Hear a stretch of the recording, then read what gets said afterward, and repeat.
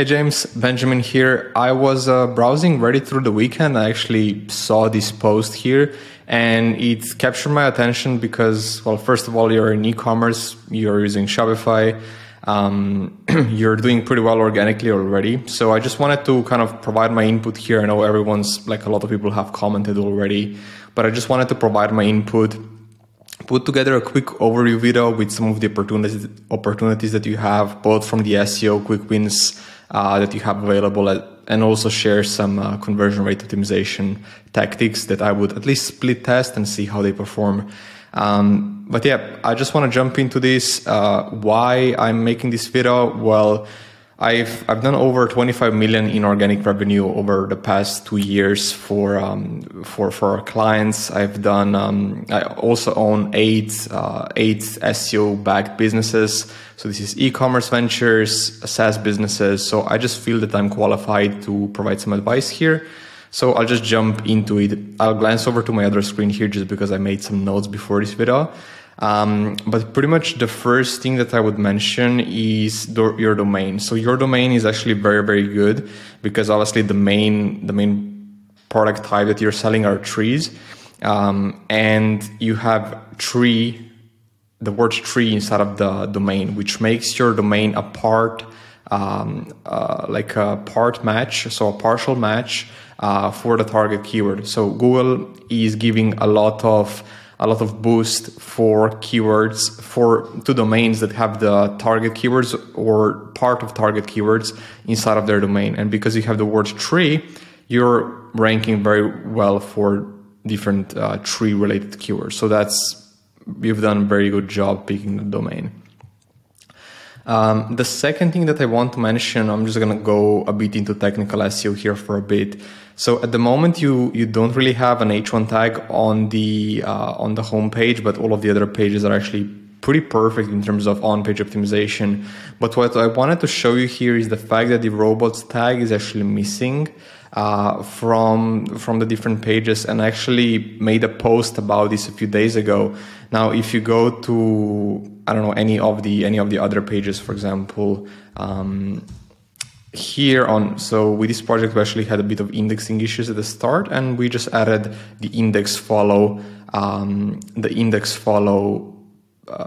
meta tag, and the indexing improved dramatically. So Google just kind of started paying more attention to our site and the new pages that we were publishing and articles after we added that. So this is an opportunity that I see for you guys, because this literally takes like 15 seconds to add.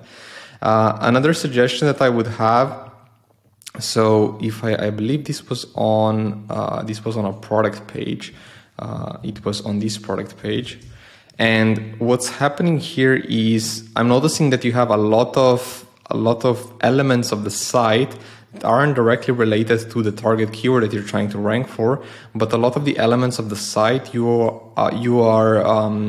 essentially just using as heading tags. So for example, you have questions and answers as a heading tag. I believe this one's okay, but in my opinion, notify me when available shouldn't be in the heading tags. And then customer info shouldn't be in the heading tag. Newsletter, follow us, add it to your cart. All of these ones shouldn't be in the heading tags. And then also these elements from the cart. So select pickup time, location, delivery option. So Google is going through these heading tags and they're thinking, okay, this is part of the content, but in reality, it's just part of your, checkout process. So I would remove these, and I wouldn't remove them from the site. I would just turn them into paragraph tags so that they aren't getting picked up as heading tags, just so that you can kind of dial in that on page a bit more. Another suggestion that I would have for you is, let's say that I go under the Aronia collection. So here we have, you see here at the top, I hope this is visible, but essentially you have collections and then the name of the collection, which is just how Shopify does it. It's totally fine. But what's happening here is if I go to a specific product from within that collection, we now have the collections, collection name, and we have the products and the product name. And if I just remove the actual collections and collection name and hit enter, we now have the same exact product page available from a completely different URL. The reason why I don't like this and what we suggest doing instead, is that you just change the way that Shopify has the dynamic URL set up. So you can do this pretty easily within the theme.liquid file, and you would just need to disable the dynamic URL generation from there, so that when someone clicks on a product page from within a collection, they would essentially land directly to the final version of the URL, which would make things much simpler and much cleaner for Google, because at the moment they are going through the site and clicking through the site, and they are crawling this page, and okay, then they realize that the main URL is actually this one, which you have here pointed as the canonical. So you're just essentially making it more. The process is inefficient, right? It would be a lot more efficient if you were just linking to the product URL instead of the actual collection name and then product name. This would be my suggestion here as well, just to make things simpler. In terms of page speed, I definitely do see difficult, but we've seen numerous stores, and we've also not optimized a lot of stores for actual performance. So for example, here the performance score is 28 on mobile and 36 on desktop. It takes quite a long time to load certain elements. This is mainly just because of the way that you have currently the script set up. It's not been optimized. And then also some of the images here that need to be resized. Yeah, just something that I would pay a bit of attention to. In terms of the on-page SEO, as I mentioned before, like in my opinion, it's really perfect actually, because so here, musk strawberries, this is your target keyword, right? And you have the target keyword in the H1 tag, you have it in the URL, you have the target keyword in the meta title as well. This is really as good as it gets. And then you also have the content about it, like it's very good. One thing that I would suggest doing, pretty much the only on-page thing that I would suggest doing, is optimizing the meta titles a bit for higher click-through rates. So for example, you have musk strawberries, and then you have the name of the brand. What I like doing is I like to go through different meta titles that you have, and if you offer something that differentiates you from your competitors, something that makes you unique, maybe that's as simple as free shipping, or I don't know, pre-orders, or maybe same-day delivery when it's actually shipped out, or it could be something, you know, about the way that you that's something specific about the way that you handle these products, these trees that you sell. You know, this is really something where we would need a bit of your feedback, where I need your feedback to come up with something, but something that qualifies you. And then you would just say, for example, musk strawberries, pre-order today, or ready in 3 months, or let's say easy and simple. You know, I'm like, these are very bad examples because I don't know much about your niche, but these would be just my suggestions here. In terms of the content and the potential product expansion, I actually see a lot of opportunity, because you're already selling a lot of these products, but you could additionally expand the amount of keywords that you're ranking for, the number of keywords you're ranking for. So, for example, I just made a very simple content plan here for the mulberry trees, because I just saw it's ranking well. So, okay, we have the mulberry trees ranking well. And now if you wanted to get your brand in front of a much bigger audience, what I would start doing is I would potentially export this content plan, which has about 8,000, well, realistically, probably a bit less. Let's filter here, which has about 900 keywords about mulberry trees. And here you can find all the questions and all the different target keywords that potentially would be useful for you. So you have mulberry tree leaves, fruitless mulberry tree, black mulberry tree, and then you have identification. Maybe this is something for an article.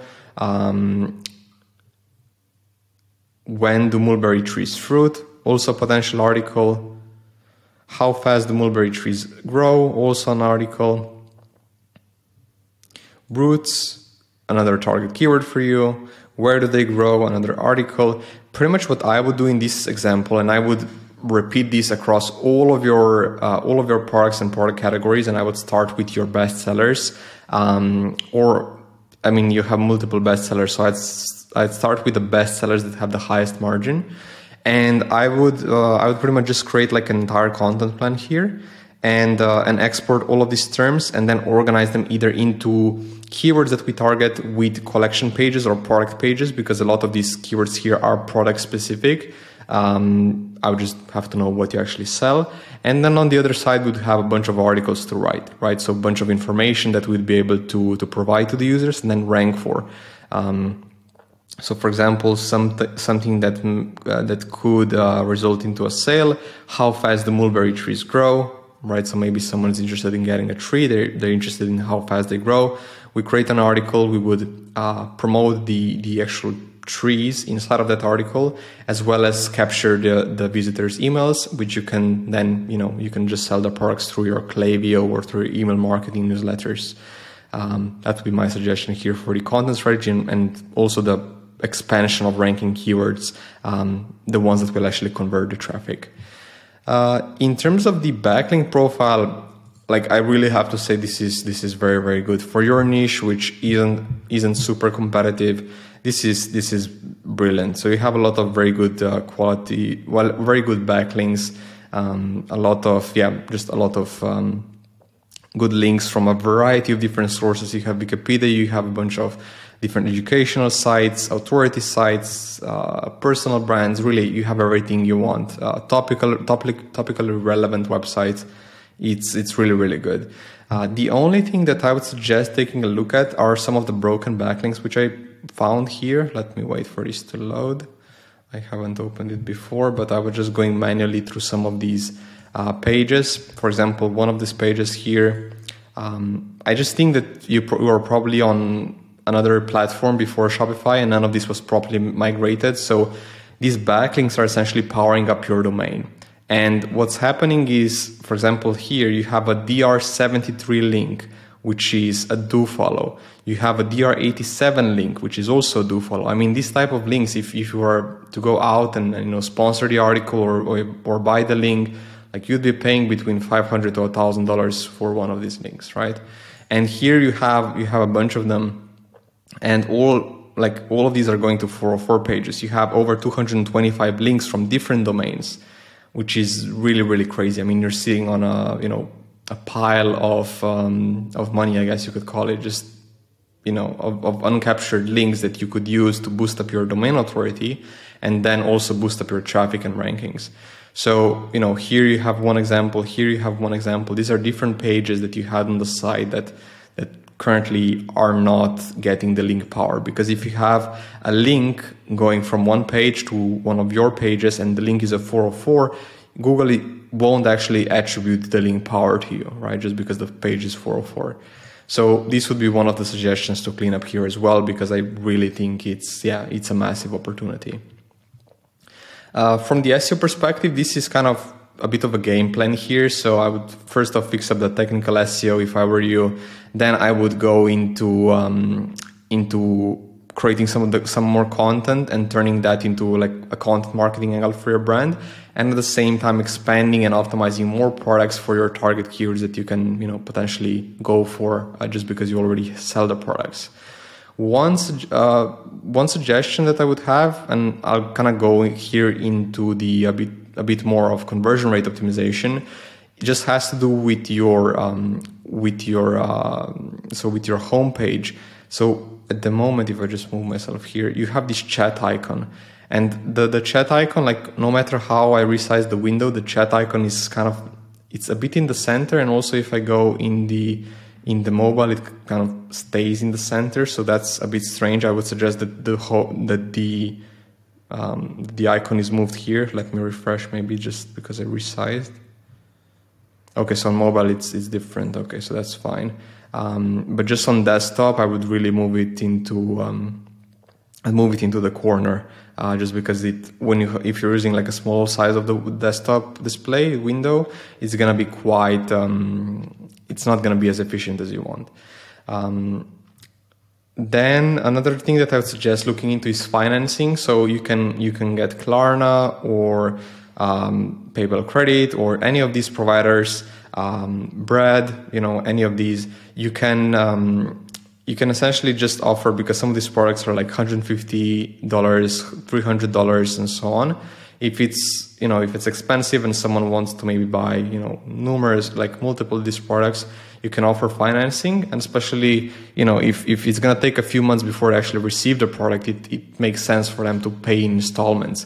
Like you still get everything up front, but they would be able to get installments. We just see that whenever we add like financing or Klarna or something like that to a store, if you're eligible, we see increasing conversion rates, especially in the US.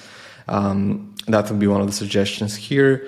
Another just quick thought here is like to add potential product reviews here. So here you have write review, which is not clickable, so this should be removed in my opinion. But also I would just either ask for, I don't know, maybe to reuse this from the previous year, or potentially to ask your supplier to add some reviews, just to help you at least get 1, 2, or 3 product reviews. Because if, like, I bet that someone is coming to this site and they're like, okay, so I landed on this page, but they have no product reviews, and they also don't have any product reviews on any of these, right? So I think that's something that they might find strange, just because no one wants to be the first person to buy something online. You have some other reviews here, which is good, but I would just I would like to potentially suggest to make like a better flow for reviews after they receive the order, just because like if you just have two reviews here and the same across some other bestsellers, you have bestsellers and they have like just 1, 2, or even 0 reviews in some cases. I would, I think, just based on the revenue that you're doing, that something is not set up correctly, and that you should be sending out more flows, more emails, just requesting reviews. Because the more reviews that you have, the better you look in front of customers, the more trust you will build with them. Also, if I click on the add to wish list, so if I try to close this out, so I clicked like 4 times before it closes out, and I think you just have some sort of a delay setup. I would just make this so that it closes out as soon as I click on it, because I think someone might find this frustrating, because it's just taking a while for it to close. Another suggestion that I would have for you just has to do with the mobile version of the site. I'm not sure if you experimented with kind of resizing the images so that you have kind of the like some of the product details here more in view. But the suggestion that I have here for you is to actually use like a sticky add to cart button or a pre-order now button on mobile, so that if they're on mobile and they're here and maybe they scroll down past the pre-order button or the add to cart button, that they just have like a small button here that pops up in the middle at the bottom of their screen, which they can click in order to start the order process. Also, again, I'm not super familiar with your business and how it works. We need some of your input here. But if you click on pre-order now, it only shows that that it will be shipped between February to May 2024, depending on growing zone and weather. I would add this note, like pre-order now, that just that you will be shipping it between February to May. I would add it here because a lot of people might think, like they don't have this in stock and they need to wait. I mean, you have this note already, but I would just kind of try and maybe get some feedback from people. I think this is good that you have it, but just to get their opinion, to see if they actually realize that that it's going to take some time before they get the product, and how it all works. Maybe if you add like a note here below. And the last thing that I want to point out, if I go on to the checkout, so let me just go here. So checkout, I would highly suggest adding a checkout upsell. I'm not sure if you're on Shopify Plus or not, but if you add a checkout upsell, you would essentially have a view here of a bunch of different products that others might have purchased alongside their products, right? So something that we like to use is called Rebuy, and Rebuy will actually go through the products in the cart, and it will scan through the products, and based on these products, it will compare to your past orders, and based on those, it will recommend other products to potential buyers that might be interesting for them to add to cart. And it's a very easy way to increase the average order value of your order and, of course, profitability. So yeah, those would be some of my initial suggestions here for SEO and for conversion rate optimization. I think you have a lot of opportunity. Like, honestly, you're doing very, very well already with everything that that you've built up. Like, you're ranking very well and everything like that. So great job on that. I do see a lot of room for improvement, and especially a lot of quick wins that you have available, which is also very, very good. And yeah, I'm happy to help with any of this if it's of interest. But other than that, like, really, if you have any questions, let me know. I'm just trying to provide some value here. Yeah, I would just go ahead and implement as many of these as possible if you feel that they're a good fit and applicable to what you're doing.